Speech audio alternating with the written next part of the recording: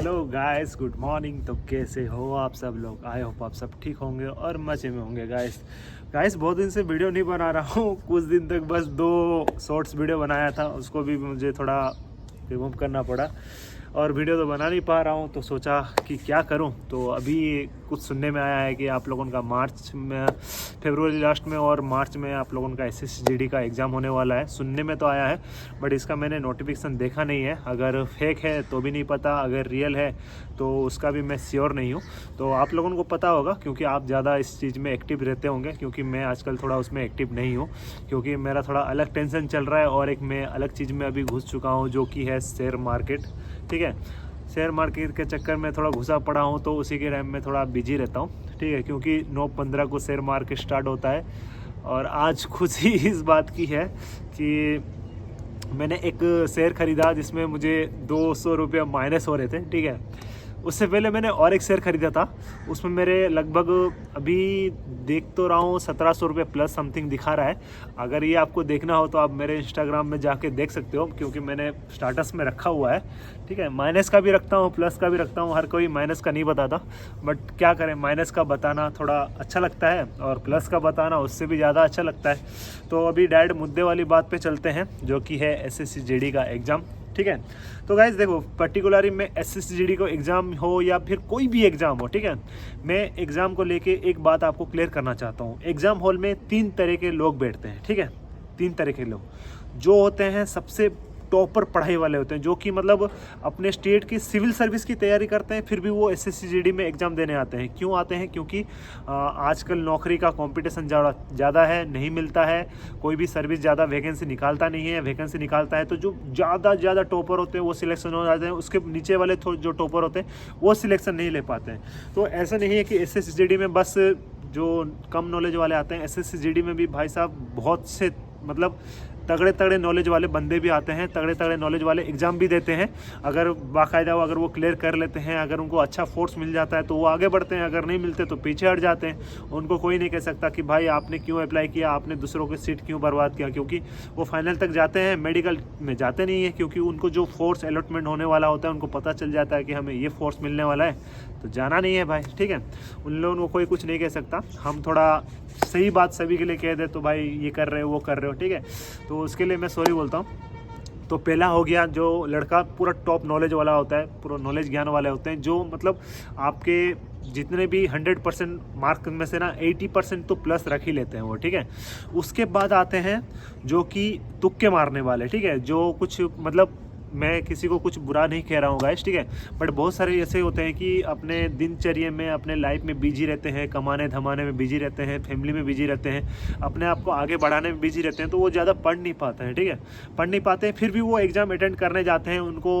ऊपर वाले के ऊपर भरोसा होता है, इसी चक्कर में वो चले जाते हैं एग्ज़ाम देने के लिए। तो उनका क्या है, उनका चांसेस कम हो जाता है। ठीक है, मतलब 90% ना होता है, 10% में हो सकता है, हो जा सकता है, या फिर कुछ भी ऊपर वाला अगर साथ दे दिया, बराबर में टिक लग गया, तो वो भी पास हो जाते हैं। ठीक है, अच्छे मार्क्स से।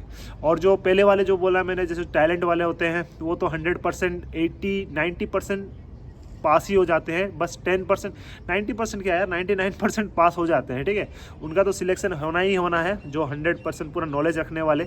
उसके बाद आ जाते हैं तुक्के मारने वाले। तुक्के मारने वाले में से 90 तो छट जाते हैं, जो 10% या फिर 9%, 8% जो भी होते हैं वो सिलेक्शन लेते हैं, आगे तक बढ़ते हैं। ठीक है, और उसके बाद आता है जो कि एनालाइज करके जाता है। ठीक है, अब जैसे एनालाइज करने का क्या है, मैंने इससे पहले भी मैंने बहुत सारे वीडियो बनाए हुए हैं कि आप अपने स्टेट का कटअप देख लो, आप अपने स्टेट में कितना मार्क जाता है वो मार्क देख लो, तो आपको पता चल जाए कि भाई इतना मार्क है। एग्जाम्पल मैं अपना देता हूँ, मैं अगर एनालाइज करके जाना चाहता हूँ तो मुझे करना क्या पड़ेगा। अरे यार, मैं अपना उड़ीसा से बिलोंग करता हूँ, मैं नक्सल एरिया से बिलोंग करता हूँ, और मैंने फर्स्ट ऑप्शन डाला हुआ है CISF।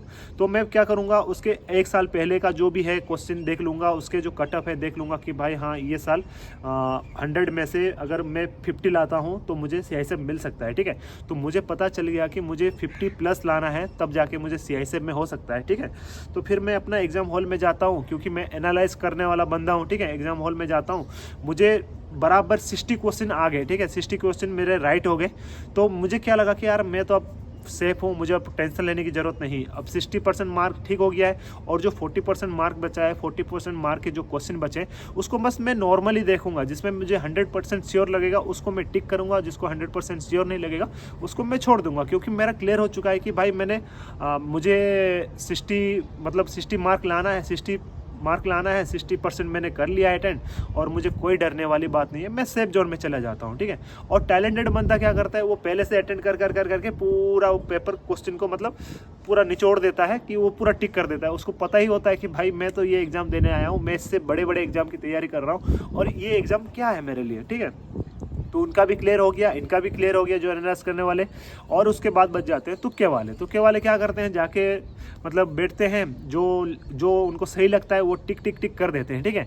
उनको पता होता है माइनस मार्किंग है, फिर भी वो 100 के 100 जितने क्वेश्चन होंगे ना 100% पूरा अटेंड करके ही आएंगे। क्योंकि उनको पता है कि कौन सा सही होगा कौन सा नहीं सही होगा, उनको कुछ भी नहीं पता। इसी के चक्कर में सब अटेंड करते हैं, आ जाते हैं। तो गाइस देखो, मैं जब ये एनालाइज वाला सिस्टम में नहीं जानता था ना, तब से मुझे उससे पहले ये लगता था कि एक तो आपको पढ़ के जाना है या फिर बिना पढ़े तुक्के मारने के लिए जाना है, ठीक है।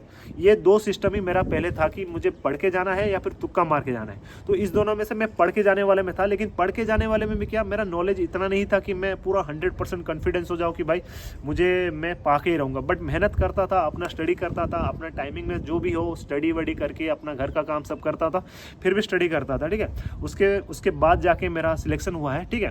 तो अब क्या है, अब मुझे यहाँ पर आने के बाद पता चल रहा है कि कुछ एनालाइज भी होता है कि आप कुछ एनालाइज करके जाओ कि क्या है क्या नहीं। अगर आपने पहले से थोड़ा सिस्टम समझा तो आपको थोड़ा इजी रहेगा, ठीक है।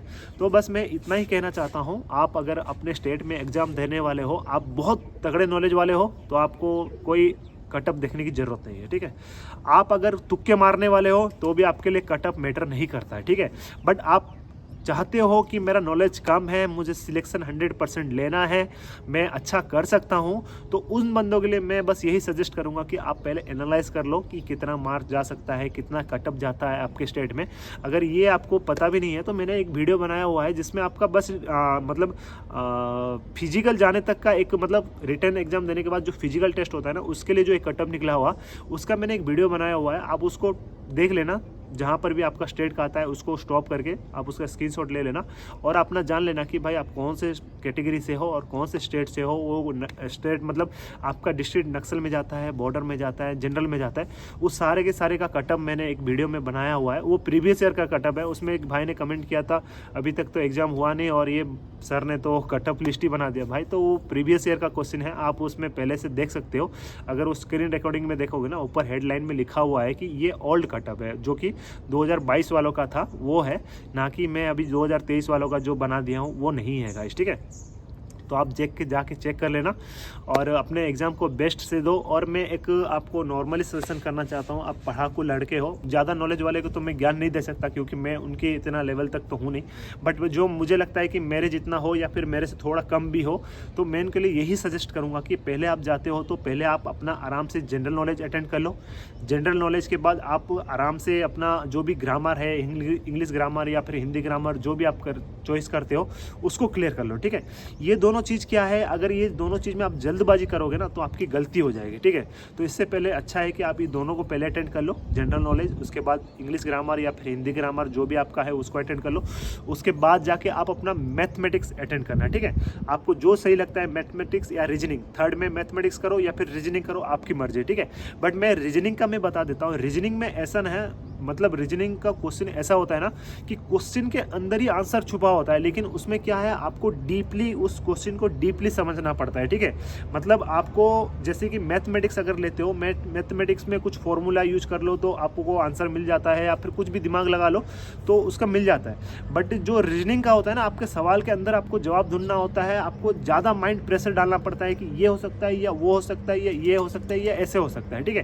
क्योंकि रीजनिंग में ज़्यादा माइंड वाला गेम है, तो उसी के हिसाब से आप माइंड वाला गेम खेलना है रीजनिंग में अंदर। आप अगर रीजनिंग में बहुत अच्छा करते हो तो पहले अपना जनरल अटेंड करो, जनरल नॉलेज अटेंड करो, फिर अपना ग्रामर अटेंड कर लो, उसके बाद रीजनिंग अटेंड करके ख़त्म कर दो। आपका 75% आपका हो गया। उसके बाद जब बच जाता है आपका मैथमेटिक्स के लिए टाइम, तो मैथमेटिक्स में दे दो। मैथमेटिक्स में भी वो वाले वे देना जिसमें आपका कम फॉर्मूला में फटाफट क्वेश्चन सॉल्व हो जाए, ना कि ज़्यादा आपको पता, क्वेश्चन देख के ही आपको पता चल जाएगा कि ये क्वेश्चन कितना जल्दी सॉल्व हो सकता है और कितना टाइम लग सकता है, ठीक है।